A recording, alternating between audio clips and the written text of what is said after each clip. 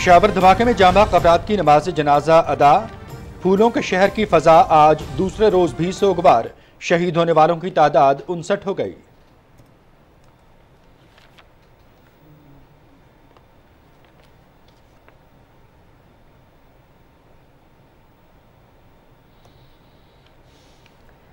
पेशावर हमले के तनाजुर में CTD और एजेंसीज के साथ राबते में रहा। दहशतगर्दों से मुतालिक तमाम मालूमात मैसर हैं, पूरी कुव्वत से उनका ताक़ुब करेंगे। वज़ीर आज़म इमरान खान।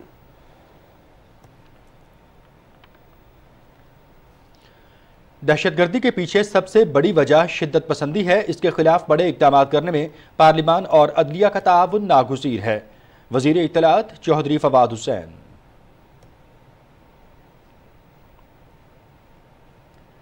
अमरीका की पेशावर धमाके की शदीद मजम्मत। पाकिस्तान के साथ मुकम्मल इजहार यकजहती। मुत्तहिदा अरब अमारात और अक़वाम मुत्तहिदा के सेक्रेटरी जनरल एंटोनियो गुतेरेस का भी पाकिस्तान की अवाम, हुकूमत और क़यादत से यकजहती का इजहार।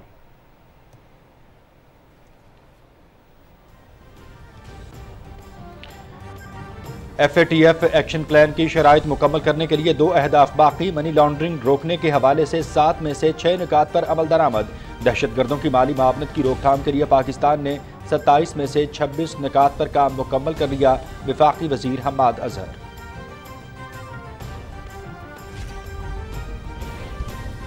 पाक बहरिया हमेशा हमारा सर फख्र से बुलंद करती है। महदूद वसाइल के बावजूद ये तमाम दस्तंदाजों को मुंह तोड़ जवाब देती है। हम अपने मुल्क के खिलाफ तमाम साजिशों को नाकाम बनाने के लिए होशियार हैं। सदर doctor Arif Alvi.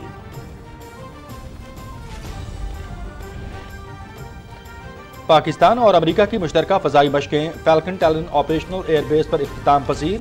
Air marshal Zahid Mahmood और अमरीकी सफ़ीर एंजेला एगलर ने मुश्तरका फ़ज़ाई मशकों का मुआयना किया। मशकों के बेहतरीन और पेशावराना इनाक़ाद पर फ़ज़ाई और ज़मीनी अमले की तारीफ।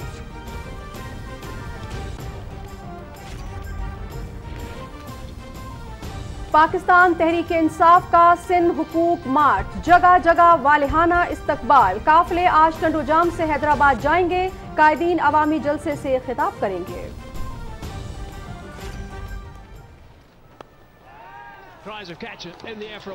रावलपिंडी क्रिकेट टेस्ट का दूसरा रोज पाकिस्तान की पहली इनिंग्स में बैटिंग जारी। ऑस्ट्रेलवी बाउलर्स इमामुल हक और अजहर अली की मजबूत पार्टनरशिप तोड़ने के लिए कोशां। मैच PTV स्पोर्ट्स HD पर बराह रास्त। Oh, that's taken off. Didn't have control of that. So again, is that possibly one? Legend ऑस्ट्रेलवी लेग स्पिनर शेन वॉर्न का इंतकाल। पिंडी टेस्ट के दूसरे रोज लेजेंड स्पिनर की याद में 1 मिनट की खामोशी। खिलाड़ियों का स्याह पट्टियां बांधकर शेन वॉर्न को खिराजे अकीदत।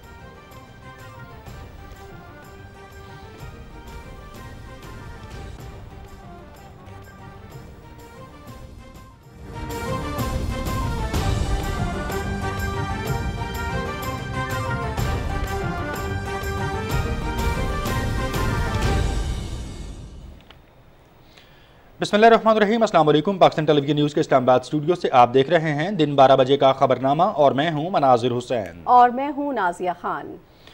सदर मुमलिकत डॉक्टर आरिफ अलवी इस वक्त कराची में तकरीब से खिताब कर रहे हैं। आइए आपको दिखाते हैं। करोड़ चाहिए 2030 तक। कहाँ से आएंगे? दुनिया के पास नहीं है। Please believe me. लिहाजा मैं तो यूं बेचैन हूं कि मेरा मुल्क है, ये ट्रेन इतनी तेज़ी से पास से गुजर रही है, मेरा बस चले तो जैसे कुली। आप लोगों ने तो ऐसी ट्रेनों पर सफ़र नहीं किया। जब हम ट्रेनों पर सफ़र करते थे तो ट्रेन चलना शुरू हो जाती थी और कुली खिड़कियों में से सामान अंदर फेंक रहे होते थे। इस टाइप का एटीट्यूड हमको चाहिए। ये ट्रेन इतनी तेज़ी से आगे जा रही है कि we need to run on to this train. भाग कर अपना इंटेलेक्ट तैयार करें। दिस 27,000 और 30,000 students coming out in the IT is not what we need और द वर्ल्ड नीड्स। तो लिहाजा एक बहुत बड़ा गैप है ह्यूमन रिसोर्स के हवाले से। मैं आपको 6 लाख के करीब चिप डिज़ाइनर्स चाहिए 2030 तक। दुनिया को भी चाहिए, हमें भी चाहिए। और एक बहुत बड़ी इंडस्ट्री है जो 500-600 अरब डॉलर की इंडस्ट्री है, जिसके अंदर 2030 तक ये महसूस किया जाता है कि $1 ट्रिलियन की इंडस्ट्री होगी। अच्छा देखें, ये बड़ा सिंपल लॉजिक है। हम और आप बाइजियन लॉजिक के एतबार से और स्टेटिस्टिक्स के एतबार से और अपनी ज़िंदगी की अपॉर्चुनिटीज़ के एतबार से प्रायोरिटाइज़ करते हैं हर मामला ज़िंदगी का कि आज परसों इम्तिहान है तो प्रायोरिटी इम्तिहान की तैयारी होगी, 4 दिन बाद कोई मैच है तो फिज़िकल फिटनेस की प्रायोरिटी होगी, ये प्रायोरिटाइज़ करते हैं।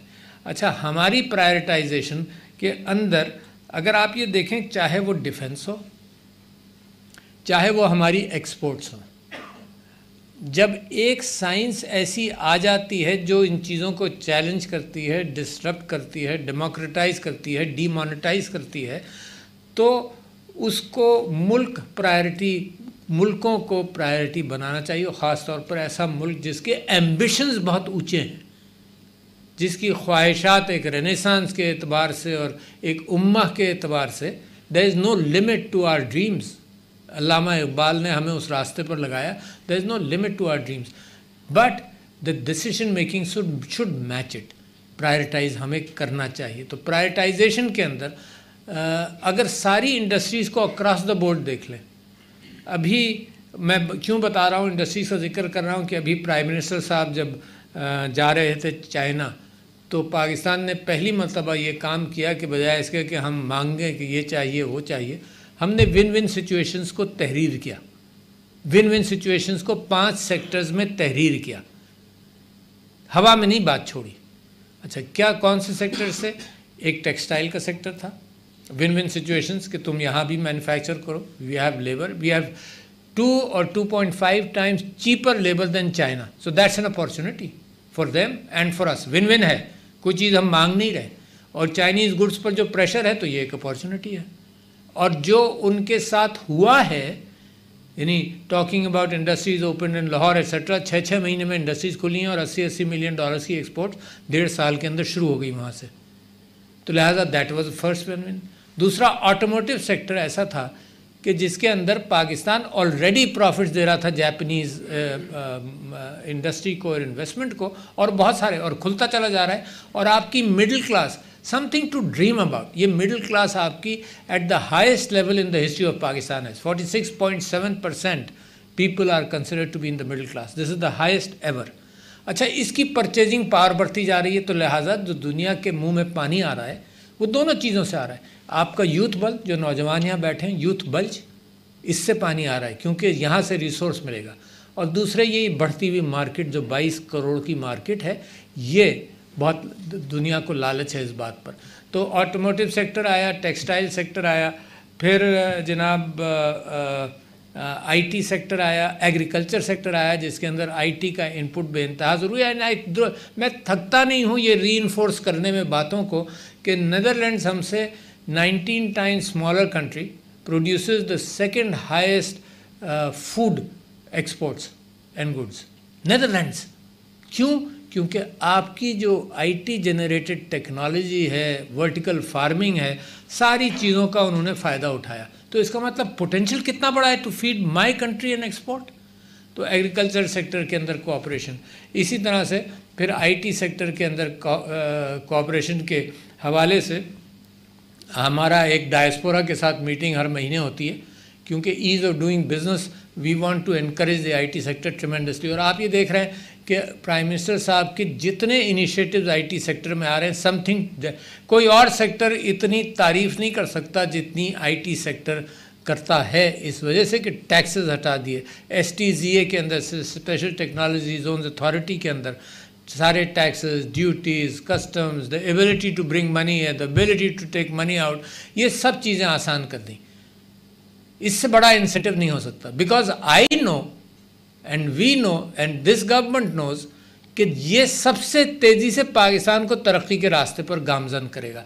और एक मैं मिसाल देता था to convince the prime minister since the last 3-4 years, assembly में मैंने ये मिसालें दी हैं 2013 से और 18 के दरमियान। ये दूसरी बात है कि हमारी सोच के अंदर वो जो रेजिस्टेंस है, और वो रेजिस्टेंस पैदा होती है जैसे ही बाल सफ़ेद होने लगते हैं, सवाए उनके जो मुसलसल आईटी सेक्टर के अंदर रहे, बट जनरली वो रेजिस्टेंस पैदा हो जाती है। कल मैं एक तकरीब में था तो ज़िया मोहिद्दीन साहब ये फरमा रहे थे कि मुझे ऐसे लोग अच्छे ही नहीं लगते जो कंप्यूटर पर किताबें पढ़ते हो। तो मैं उनसे कह रहा था कि ज़माना बदल गया है ना। किताब was a package of knowledge and the package of knowledge is everywhere today, not necessarily in a printed paper है। तो ये जो रेजिस्टेंस है, इसके ऊपर आप देखिए मुझे कितनी बेचैनी है, क्योंकि ये फैसले ही अहम होते हैं। मुझे इतनी बेचैनी है कि अब की जो 10 किताबें मैंने रिकमेंड की हैं, मैं जो पढ़ता रहता हूँ, अपनी तरफ से रिकमेंड भी करता हूँ, तो 10 किताबें जो रिकमेंड की हैं उसमें 3 किताबें ऐसी हैं जो डायरेक्टली इस टेक्नोलॉजिकल गैप को एड्रेस करती हैं। जो सोशल सेक्टर में भी टेक्नोलॉजिकल गैप है, लोगों की समझ में नहीं आ रहा, फेक न्यूज़, ट्विटर, फेसबुक, ये सब किस अंदाज से माशरे को हिट कर रहे हैं। और जब समझ में नहीं आता तो कोई जज ऐसा भी होता है जो कहता है यार यूट्यूब बैन कर दो। You see that's the lack of understanding, there is no conservatism in it. यानी जब समझ में नहीं आता तो कहते हैं जैसे हम चीज़ें बैन करते हैं, उनको ये नहीं मालूम कि सोशल मीडिया जैसे पानी हर क्रैक में से भी ऊपर आपकी छत पे पानी जमा रहे 6 महीने तो यहाँ टपकने लगेगा, पानी की तरह ये चीज़ें।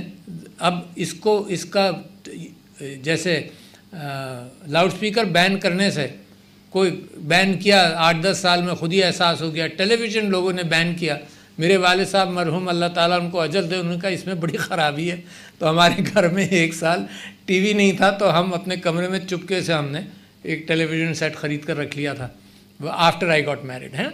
तो ये लोगों की समझ में नहीं आती बात कि अगर किसी चीज़ को हैंडल करना है नए ज़माने की चीज़ तो नए अंदाज से करना पड़ेगा। पुराने अंदाज, पुराने इंस्ट्रूमेंट्स, पुराने हथियार उसके लिए नाकाफ़ी हैं। तो वो एक अलग बहस है।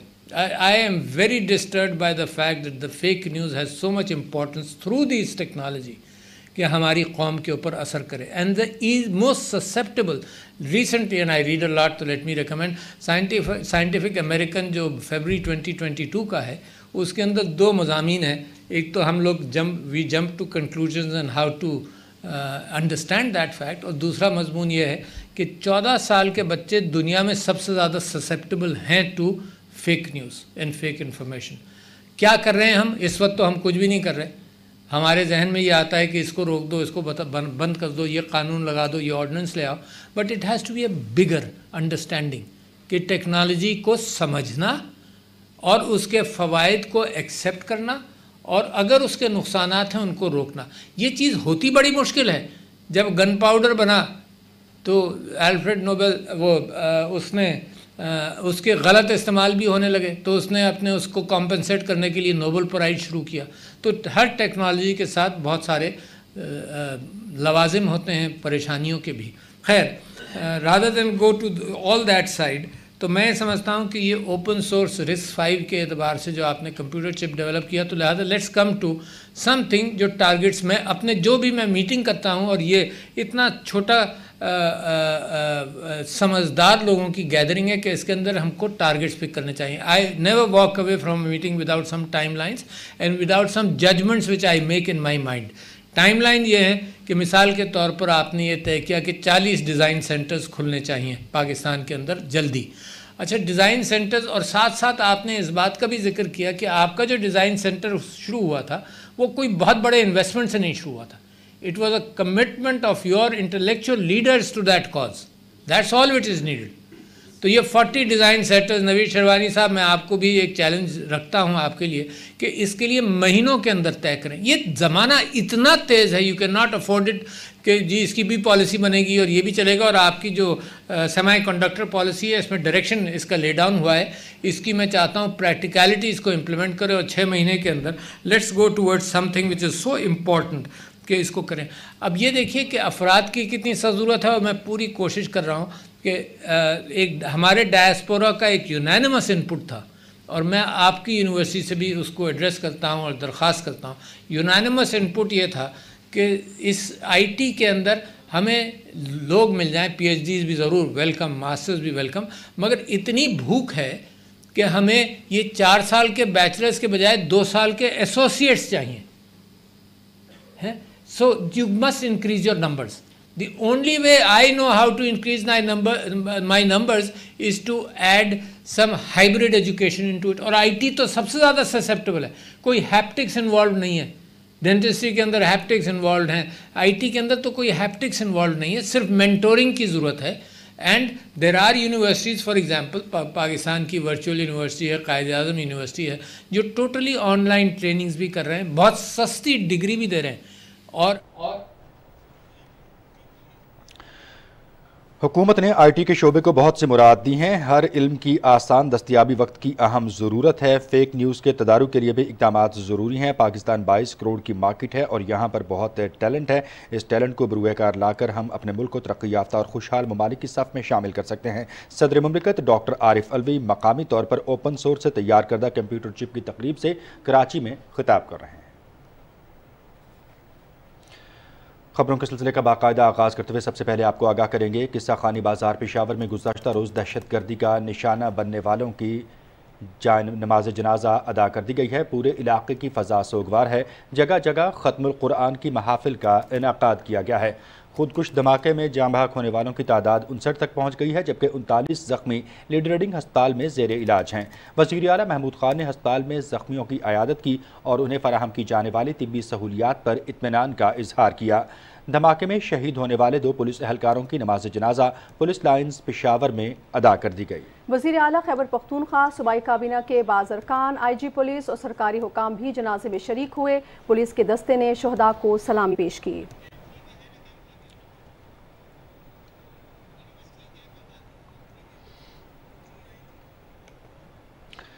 खबरों के सिलसिले को मजीद आगे बढ़ाते हुए इसी बारे आपको मजीद आगाह करेंगे। वज़ीर आज़म इमरान खान ने कहा है कि पेशावर की इमाम बारगाह पर बुज़दिलाना दहशतगर्द हमले के तनाजुर में CTD और एजेंसियों से राब्ते में रहा हूँ और इस ज़िम्न में जारी कार्रवाइयों की ज़ाती तौर पर निगरानी करता रहा हूँ। अपने ट्वीट में उन्होंने कहा कि ये दहशतगर्द कहाँ से आए, इस हवाले से तमाम मालूमात अब हमें मुयस्सर हैं और पूरी क़ुव्वत से उनके ताक़ुब में जा रहे हैं। वज़ीर आज़म ने कहा कि मेरी दुआएँ और हमदर्दियाँ शुहदा के अहल खाना के साथ हैं और ज़ख्मियों की शिफायाबी के लिए दुआ को हैं। वज़ीर आज़म इमरान खान ने वज़ीर आला को ज़ाती तौर पर मुतासरा ख़ानदानों से मिलने और उनकी ज़रूरियात का ख्याल रखने की हिदायत की हैं।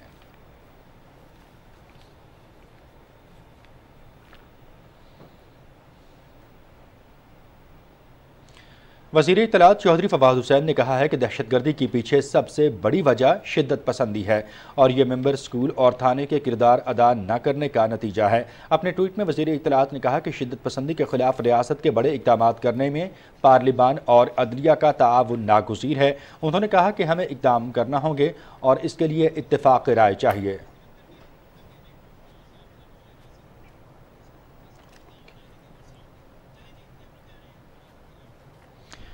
पेशावर के शहरियों ने दहशतगर्दी को मुस्तरद कर दिया है। उनका कहना है कि वो मुल्क में इंतशार फैलाने वाले अनासिर के मज़मूम मकासद को नाकाम बना देंगे।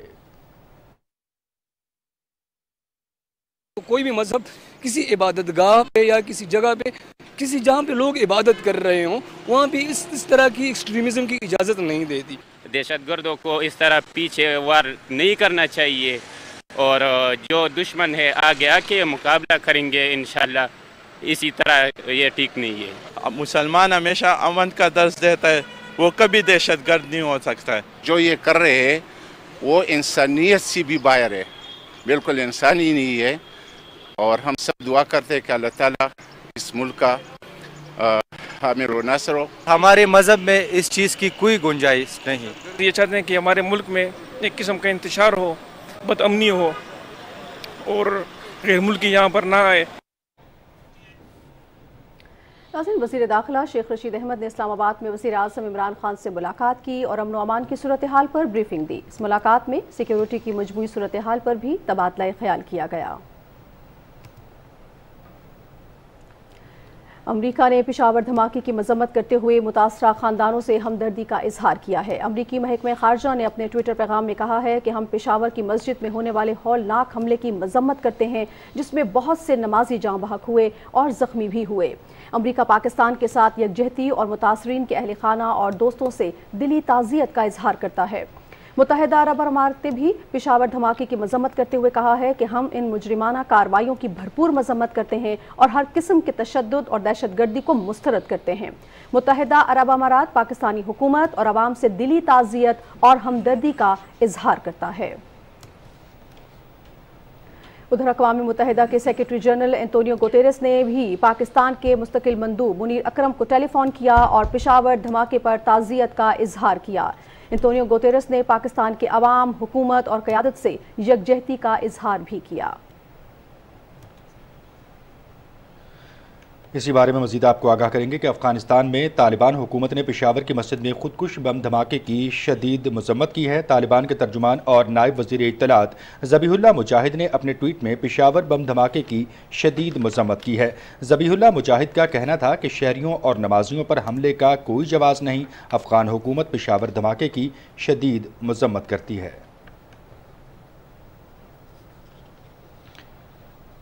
इस्लामी ताउन तंजीम के सेक्रेटरी जनरल हुसैन इब्राहिम ताहा ने भी पेशावर खुदकुश धमाके की शदीद मजम्मत की है। वज़ीर ख़ारिजा शाह महमूद कुरैशी के साथ टेलीफोन पर बातचीत के दौरान OIC सेक्रेटरी जनरल ने धमाके में कीमती जानी नुकसान पर अफसोस का इजहार किया और कहा कि दहशतगर्दी मुश्तरका चैलेंज है जिससे निपटने के लिए उम्मत मुस्लिमा और आलमी बरादरी को मिलकर काम करना होगा।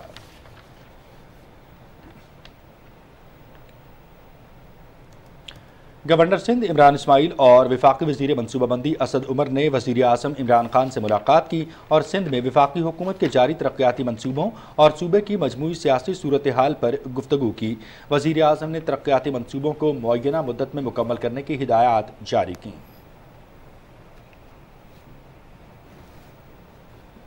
साबिक वफाकी वज़ीर एजाजुल हक ने भी वज़ीर आज़म से मुलाकात की और मुल्क की मजमूई सियासी सूरत हाल पर तबादला ख्याल किया। मुलाकात में कौमी सेहत कार्ड की अवामी पजीराई भी ज़ेर बहस आई।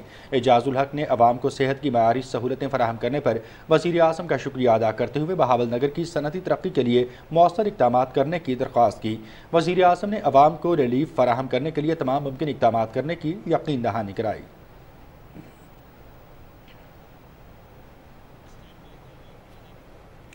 नाज़रीन, कम आमदन अफराद को अपनी छत की फराहमी के हुकूमती वादे की तकमील के लिए इकदाम जारी हैं। वज़ीर आज़म इमरान खान ने फ्राश टाउन इस्लामाबाद में कम लागत अपार्टमेंट्स की कुरानंदाजी की। उन्होंने हिदायत की कि शहरों के बेहंगम फैलाव के तदारुक के लिए कसीर मंजिला इमारतों की तामीर का मॉडल अपनाया जाए।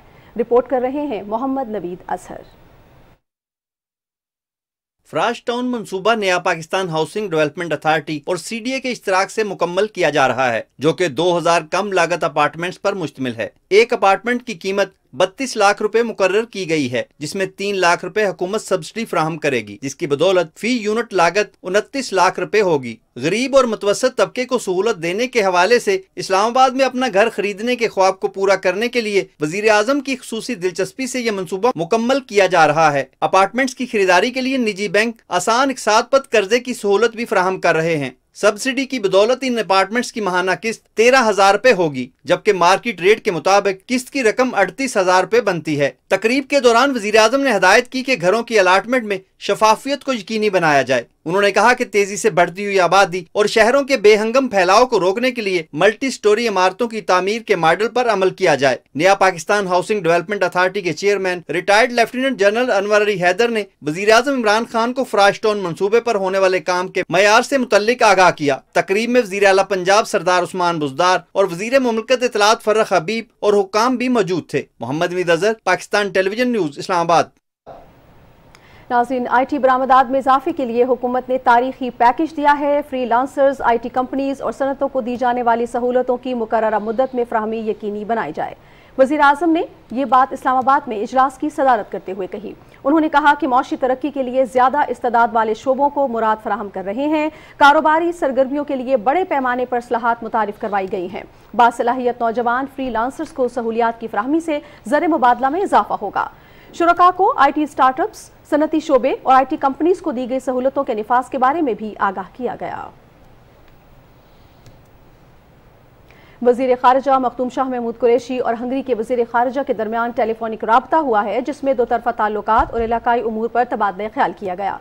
वज़ीर ख़ारिजा शाह महमूद कुरैशी ने कहा कि पाकिस्तान हंगरी के साथ तमाम शोबों में ताउन में इजाफे का ख़्वाह है। यूक्रेन की सूरत हाल पर तशवीश का इजहार करते हुए शाह महमूद कुरैशी ने कहा कि पाकिस्तान का मौक़िफ़ है कि तनाज़ात का पुरअमन हल मुज़ाकरात और सिफारतकारी के जरिए होना चाहिए।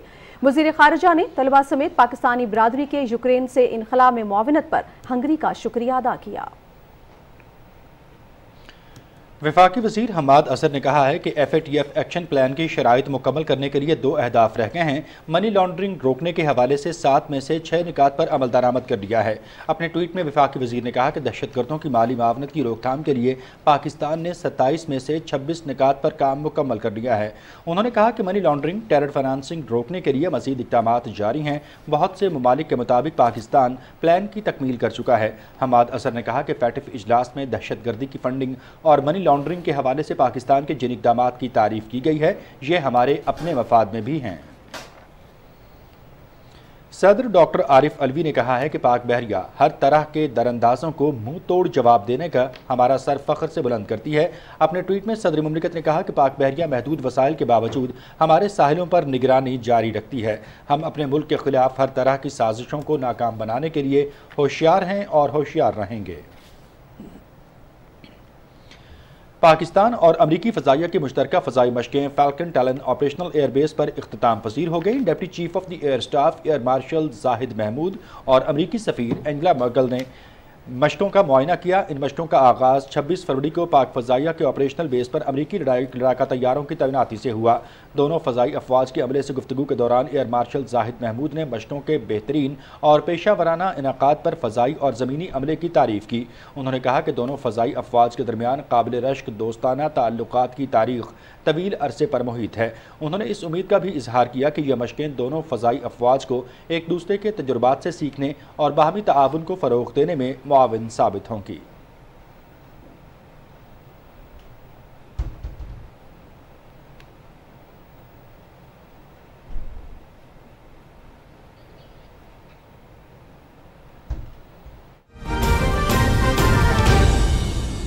डेडलाइन थी फजलुर रहमान की, वो उसी तरह नाकाम हो गई जिस तरीके से पहले PDM हर बार जो है वो हर पर्चे के अंदर जो है वो फेल होती है और ये हर मजमून के अंदर जो है वो बुरी तरीके से जो है वो फेल हुए हैं और 33 नंबर लेके जो है वो पास होने की भी इन्होंने जो है वो कोशिश नहीं की।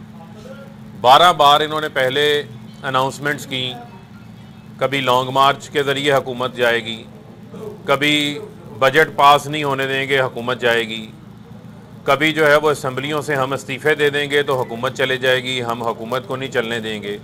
और आपको अच्छी तरीके से याद होगा कि इस्तीफ़े तो क़यादत के पास भी पहुंच गए थे और 2 इस्तीफ़े जो है वो स्पीकर कौमी असम्बली के पास पहुंच गए थे। उनमें से एक मरियम सफदर के जेठ थे, कैप्टन सफदर के भाई थे, और एक इनके साबका डिप्टी स्पीकर मुर्तज़ा जावेद अब्बासी का इस्तीफ़ा पहुंच गया था और बाद में हाथ जोड़ के स्पीकर कौमी असम्बली से इनको इस्तीफ़े जो है वो वापस लेने पड़े थे। और आर या पार वाले आजकल जो है वो हर जगह जो है वो हमें खवार होते नज़र आ रहे हैं कि जिन्होंने हुकूमत को आज से 2 साल 2.5 साल पहले फारिग करना था, अब वो अदम एतमाद के पीछे लग गए हैं, अदम एतमाद की ट्रक की बत्ती के पीछे लगे हुए हैं। पहले मरीम सफदर के साथ हाथ हुआ था, अब शहबाज शरीफ के साथ हाथ हो जाएगा। आप ये देखें कि पहले नवाज शरीफ की वापसी की शर्त आ गई थी, अब भी कोई शर्त आ जाएगी इस किस्म की।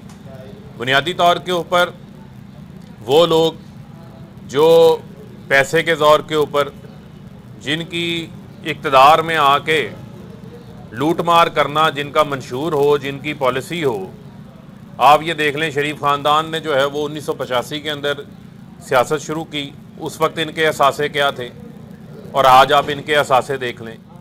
बुनियादी तौर के ऊपर ये सारा खेल किस वजह से खेला जा रहा है? क्योंकि इमरान खान साहब ने, वज़ीर आज़म साहब ने तो अपनी पहली तकरीर में ये कहा था कि जब इनके ऊपर हाथ पड़ेगा, जब इनके साथ कोई इनको NRO नहीं दिया जाएगा, इनके साथ किसी किस्म का मुकमुका नहीं होगा, तो ये सारे इकट्ठे हो जाएंगे। आपने देखा कि डिफरेंट मौक़ों के ऊपर ये इकट्ठे हुए। जितनी बार इन्होंने वज़ीर आज़म इमरान खान की वजह से, एहतसाब के खौफ से इन्होंने एक दूसरे की शक्लें देख ली हैं, इतनी बार तो ये सारी ज़िंदगी इकट्ठे ना होते। इनके आपस में जो एक दूसरे के साथ बयानात हैं वो आपके सामने कि जरदारी जो था वो सबसे बड़ी करप्शन की बीमारी ये लोग कहा करते थे। हमने तो नहीं, बीमारी तो नहीं हमने कहा था, लेकिन हम तो अपने मौक़िफ़ के ऊपर आज भी उसी तरह कायम हैं। ना हमने जो है वो पीपल्स पार्टी से हाथ मिलाया, ना नून लीग से हाथ मिलाया, ना मौलाना फजलुर रहमान से हाथ मिलाया, क्योंकि इन्होंने मुल्क को दोनों हाथों से लूटा। पीपल्स पार्टी को, बिलावल को, जो कि जरदारी के झंडे को आगे बढ़ा रहे हैं, जो आजकल जो है वो सैर तफरी के लिए जो है वो उन्होंने एक मार्च शुरू कर रखा है, और वो मार्च जो है वो सिंध में सरकारी मुलाजमीन के बाद, जहाँ सरकारी मुलाजमीन की सहूलत ख़त्म हुई, तो कल रात वो साहिवाल पहुँचे तो वो लॉन्ग मार्च जो है वो शार्ट मार्च बन चुका था। उसमें लोगों की जो तादाद है वो इंतहाई जो है वो कम हो चुकी थी। और अभी ये इन्होंने लाहौर पहुँचना है, तो लाहौर के अंदर जो है वो अब दरख्वास्तें ये की जा रही हैं कि हमें नासिर बाग के अंदर जो है वो जलसा करना दिया जाए। अब नासिर बाग का जलसा तो पीटीआई लाहौर की, शमाली लाहौर की 5 यूनियन काउंसिलें भर देती हैं। हमने इनको कहा है कि आप इतनी बड़ी पार्टी हैं, इतना बड़ा लॉन्ग मार्च आप कर रहे हैं, और 89 के अंदर बीबी पाकिस्तान आई थी तो लाहौर उतनी थी, तो मीनारे पाकिस्तान लाहौर ने उस वक्त देखा था कि खचाखच जो है वो भर गया था। तो अब पता चलेगा बिलावल लाहौर आ रहे हैं, मीनारे पाकिस्तान में जलसा करें, पता चलेगा कि वो बीबी के साहबजादे हैं या वो जरदारी के साहबजादे हैं। तो लाहौर में मीनारे पाकिस्तान की जलसागाह जो है वो पीपल्स पार्टी के लिए हाजिर है, बड़ी खुली जलसागाह है, वहाँ भरपूर इंतजामात हो सकते हैं, इंतज़ामिया उनको हर तरह की मदद फराहम कर सकती है। नासिर बाग में तो अब जो है वो दरख्त लग चुके हैं, नासिर बाग की जो है वो हरियाली को, नासिर बाग की खूबसूरती को जो है वो अपनी करप्शन की नज़र ना करें। मीनारे पाकिस्तान के मैदान में पहले भी जलसे होते हैं, आर या पार वाले भी खबार हुए थे, वहाँ पर आप भी अब आके जो है वहाँ कोशिश कर लें। दूसरा, असल जो जंग हो रही है वो हो रही है पापड़ वाले और फालूदे वाले को बचाने के लिए। असल जो जंग हो रही है वो हो रही है मकसूद चपड़ासी को और मसरूर अनवर को बचाने के लिए। फालूदे वाला है, पापड़ वाले में जान है आसिफ अली जरदारी की करप्शन की, मकसूद चपड़ासी में और मसरूर अनवर में जान है शहबाज शरीफ की। अब तो जो है वो लंदन के अंदर जो इन्होंने एक दावा दायर किया था, वो डेली मेल ने भी अदालत में अपना पूरा डिफेंस जमा करवा दिया है। अब डेली मेल के पास सबूत मौजूद हैं, सारी चीज़ें मौजूद हैं, तो वहाँ पर कोई ऐसे सोच समझ के जो है वो केसों को कंटेस्ट नहीं करता। वो अपनी खबर के ऊपर भी कायम हो गए, उन्होंने इनकी मनी लॉन्ड्रिंग, इनकी टीटियाँ, करप्शन के सारे सबूत वहाँ पर लगा दिए, जिससे ये पता चलता है कि पूरे का पूरा टब्बर ही जो है वो चोर है। तो लिहाजा ये अपना एड़ी चोटी का जो है वो ज़ोर लगाएं, इनकी अदम एतमाद के पल्ले कुछ नहीं है। ये अपने उन 20-25 लोगों की फ़िक्र करें जो लोग इनके हर बार सेनेट में कभी अदम एतमाद पे गायब हो जाते हैं, कभी गैस के बिल पे मौका पर गायब हो जाते हैं, कभी जो है वो स्टेट बैंक के बिल के ऊपर मौका के ऊपर गायब हो जाते हैं, और अक्सर तो शहबाज शरीफ भी कभी कभी जो है वो गायब हो जाते हैं। जी,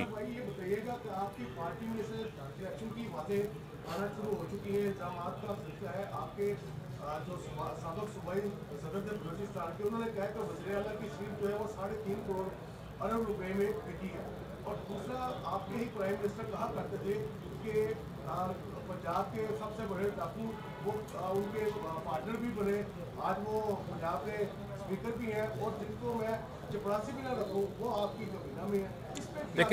देखें बुनियादी तौर के ऊपर आपके इल्म में है कि आप इलेक्शन के लिए जो है वो इत्तेहाद भी बनाते हैं, आपके अलाइंसेस भी होते हैं, तो हमारे इत्तेहादी भी हैं, हमारे अलाइंसेस भी हैं, लेकिन हम आज उस चीज़ के ऊपर हमने उन चीज़ों को दोहराया नहीं है।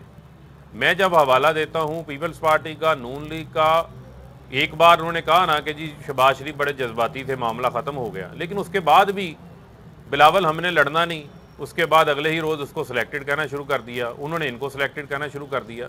तो हमारा इतराज़ ये है कि एक बार आप अपना मुकमुका करके तय करके इकट्ठे हो जाएं। 2 दिन की दोस्ती होती है, 4 दिन की इनकी लड़ाई होती है। तो हमारा मामला ये नहीं है, हमारा एक चैलेंज है। चैलेंज में हुकूमत में आपको जो है वो अपने अलाइज की ज़रूरत भी होती है, इत्तेहादियों की भी ज़रूरत होती है। उन इत्तेहादियों को जो है वो हम साथ लेके चल रहे हैं। देखें जहांगीर तरीन साहब का क्या जो मामला है, अल्लाह ताला उन्हें पहले तो जो है वो सेहत दे, उन्हें उनकी जो है वो तबीयत ठीक नहीं है, वो अपनी इलाज की गर्ज से जो है वो बाहर हैं। लेकिन मैं तो इनसे ये सवाल पूछना चाहता हूँ कि हमें तो जब जहांगीर तरीन फुली एक्टिव थे कि जहांगीर तरीन ATM है, जहांगीर तरीन का जो है वो जहाज़ चल पड़ा, जहांगीर तरीन लास्ट टाइम बाहर गए तो उन्होंने कहा जी जहांगीर तरीन को जो है वो NRO दे दिया। तो अब इस बार जब वो इलाज में गए हैं तो कोई इस किस्म की बात जो है वो अपोजिशन की जानिब से जो है वो नहीं आई। लेकिन मैं समझता हूँ कि जहांगीर तरीन ने भी जिस काम के लिए कोशिश की है, जिस काम के लिए उन्होंने एफर्ट की थी, वो उसको जो है वो सबोटाइज नहीं करेंगे। अच्छा, आपके होम ग्राउंड से आवाज़ें आ रही हैं कि आपके अरकान जो है वो अपोजिशन के साथ मिल गए हैं, और दूसरा अपोजिशन भी ये बार बार दोहरा रही है कि जो शेरवानी तैयार है परवेज़ लाई की, उनकी तरफ भी वो जा रही है। आप कह रहे हैं अब असल मसला ये है कि अब शेरवानी तो जो है वो वज़ारत उज़्मा के लिए बनवाई जाती हैं, वज़ीर आला के लिए तो मैंने शेरवानी कभी नहीं देखी। उसके लिए तो मेरे ख्याल में उसके लिए तो कोई बास्केट ही होती है। लेकिन मसला ये है कि हथकड़ियाँ ज़रूर तैयार हैं आसिफ अली जरदारी और शहबाज शरीफ के लिए। बहुत जल्द जो है ना पापड़ वाला, फलूदे वाला और मकसूद चपड़ासी आसिफ अली जरदारी और शहबाज शरीफ को जेल लेके जाने वाला है। और मैं यहाँ से चैलेंज करता हूँ शहबाज शरीफ को कि आप दरख्वास्तों के पीछे छुप के, वकील बदल बदल के, वकीलों की बीमारियों के पीछे, तारीखों के पीछे ना छुपें।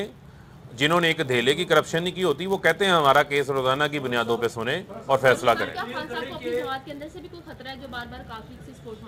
नहीं, हमें किसी किस्म का जो है वो कोई खतरा नहीं है।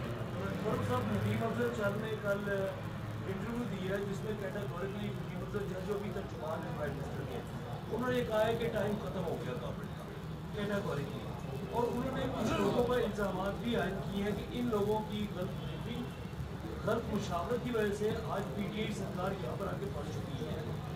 एक तो आपकी अपनी सफों में से आवाज़ें आना शुरू हो गई, क्या कहते हैं सारी सूरत? देखें, बुनियादी तौर के ऊपर जो है वो एक उनका अपना जो है वो व्यू पॉइंट उनका हो सकता है, और खैर वो तर्जमान तो नहीं, उससे तो उन्होंने रिज़ाइन दे दिया था। दूसरा जो है वो चंद साहब हमारे चंद हैं और उनको हमेशा हम अपने चंद की नज़र से ही देखते हैं।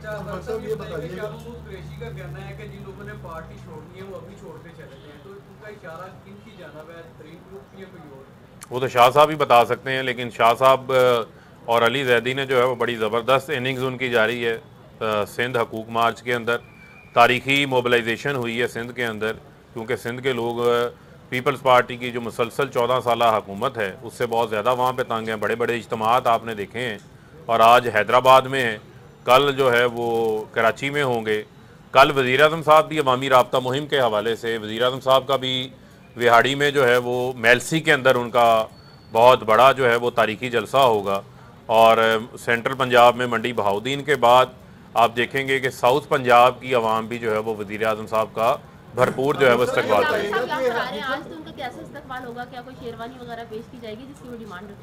मेरे ख्याल में अभी वो साइज नहीं है उसका। ये बताइएगा कि जो बार जो है वो अदलिया का सहारा लिया जाता है, कभी वो चलान कापियाँ सही नहीं मिली, या कोई कानून में इस किस्म की भी कोई तब्दीली लेके आ रहे हैं कि स्टे जो है एक मखसूस जो कवानीन हैं जो हमने अपनी लॉ रिफॉर्म्स भी तैयार की हुई हैं, उसके अंदर ये तमाम चीज़ें जो हैं वो शामिल हैं, जिसमें गैर ज़रूरी इल्तवा जो है उसका जो है वो रास्ते को रोका जा सके। और मैं समझता हूँ कि ये केस लास्ट टाइम FIA ने भी दरख्वास्त दी है कि रोज़ाना की बुनियादों के ऊपर सुना जाना चाहिए। तो अभी मेरे ख्याल में अगले चंद रोज़ में 10 तारीख को जो है उसकी हेयरिंग है जिसमें उसका फैसला होगा।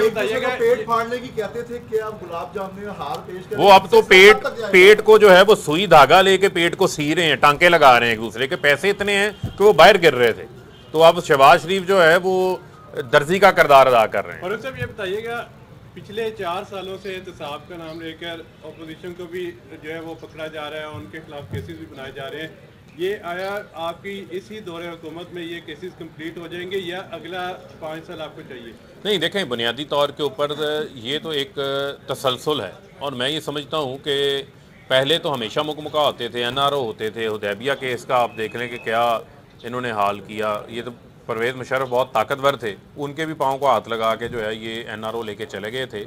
तो मैं समझता हूँ कि इन केसेस का जो है वो फैसला होना है, और ये साल जो है वो पापड़ वाले, फलूदे वाले आसिफ अली जरदारी और मकसूद चपड़ासी के शहबाज शरीफ के लिए जो है वो सज़ा का साल है, बड़ा अहम साल है।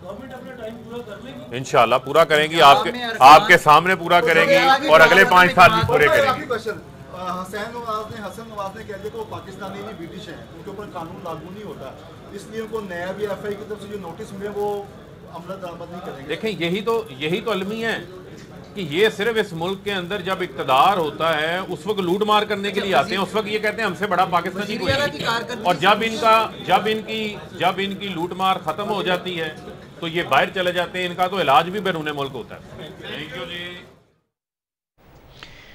पीडीएम हर बार बुरी तरह नाकाम रही है, कभी लॉन्ग मार्च, कभी बजट पास न होने देना और अब अदम एतमाद। चंद अफराद ने इस्तीफे दिए और फिर स्पीकर कौमी असम्बली से हाथ जोड़कर वापस लिए। अपोजिशन एहतसाब के खौफ से इकट्ठी हुई है, हम अपने मौक़िफ़ पर कायम हैं। वज़ीर मुमलिकत इत्तलात फ़र्रुख हबीब लाहौर में मीडिया से गुफ्तगू कर रहे थे। और अब बात करेंगे सिंध हुकूक मार्च की। सिंध के अवाम के हुकूक की आवाज़ बुलंद करने वाला पीटीआई सिंध हुकूक मार्च 8वें रोज़ भी कामयाबी से जारी है। काफ़िला शहर शहर भरपूर अवामी इज्तमाआत और जलसे करके टंडो जाम पहुँच चुका है। काफ़िला आज हैदराबाद में दाखिल होगा। पीटीआई के मरकज़ी सेक्रेटरी जनरल वफाकी वज़ीर असद उमर भी काफ़िले में शामिल होंगे और अहम मकामात पर खिताब करेंगे। हैदराबाद और टंडो जाम में जलसे की तैयारियाँ मुकम्मल कर ली गई हैं। हमारे नुमाइंदे शिराज अली डाहरी इस वक्त जलसा गाह में मौजूद हैं, उनसे तफसीलात लेते हैं। शिराज, बताइएगा कि हैदराबाद में आज होने वाले इस जलसे के हवाले से कैसी तैयारियां हैं, कैसा जोशो खरोश है और सिंध के अवाम जो हैं उनके हुकूक के हवाले से किस हद तक आगाही फैलाने में आपके ख्याल में कामयाब हुई है ये मोबिलाइजेशन?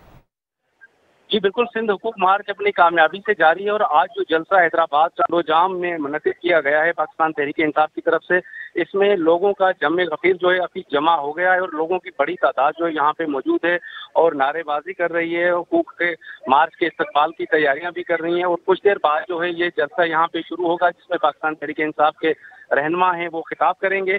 और मैं आपको ये बताऊं कि ये सबसे बड़ा जलसा यहाँ पे मुनक़्क़द किया गया है जिसमें जगह जगह से बहुत दूर दूर इलाकों से लोग यहाँ पे आए हैं और जलसे में शिरकत कर रहे हैं। पाकिस्तान तहरीक इंसाफ के ये हुकूक मार्च को जब यहाँ से मुख्तलिफ मकामात से गुजरता हुआ जहाँ जहाँ से यहाँ पहुँचा तो हैदराबाद में उनका भरपूर इस्तकबाल किया गया था, लेकिन आज जो हैदराबाद का जलसा है वो काफ़ी बड़ी तादाद में लोग यहाँ पे मौजूद हैं। बहुत सारे लोगों के ये कहना है कि जो मार्च है वो कामयाब हुआ है और हमने भरपूर इनका इस्तकबाल भी किया है और हम इनका ताउन कर रहे साथ भी हम दे रहे हैं। तो पीटीआई की जो सिंध हुकूक मार्च का जो आज जलसा है वो पहले टंडो जाम में है, इसके बाद जो हैदराबाद के इलाके हैदर चौक पे जलसा किया जाएगा। तो जहाँ मैं आपको बताऊं कि सिक्योरिटी के भी सख्त इंतजाम किए गए हैं, मुख्तलिफ मकामात से लोग आ रहे हैं। पिंडाल खचाखच भर चुका है और इस पिंडाल के खचाखच भरने के बाद जो है बाहर का गेट है वो खोला जाएगा जहाँ पे लोग जो है जलसे में आके शिरकत करेंगे। जी आगाह कीजिएगा कि मजमूई तौर पर ख़वातीन की शिरकत किस तरह से देख रहे हैं आप और ख़ास तौर पर हुकूक के हवाले से आगाही के सिलसिले में भी आगाह कीजिए।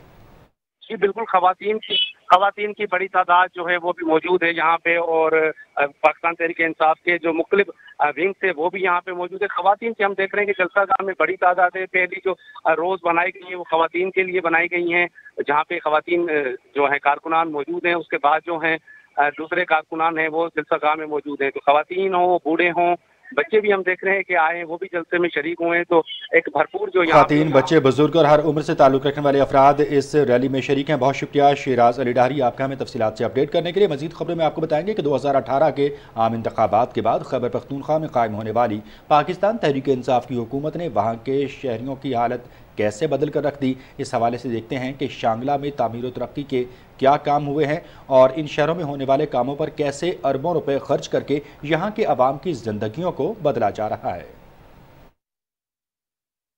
मौजूदा सूबाई और विफाकी हुकूमत की खुसूसी तवज्जो की वजह से शांगला तरक्की और खुशहाली की राह पर गामजन है। शांगला की तामीर तरक्की पर अरबों रुपए खर्च किए जा रहे हैं। शांगला के बेहतरीन सियाहती मकामात ब्रिज बांडा और काफिर बांडा तक पहुँचने के लिए सड़कों की तामीर की मंजूरी दी गई, जिसका तखमीना तकरीबन 88 करोड़ रुपए है। इस मंसूबे से इलाके में तिजारती और कारोबारी सरगर्मियों को फरोग मिल रहा है और मकामी लोगों को रोजगार के नए मौके फराहम हो रहे हैं। शांगला में मुख्तलिफ सेक्टर में काम जारी है और कलील मुद्दत में ऐसे काम किया है जिसकी कोई मिसाल नहीं है।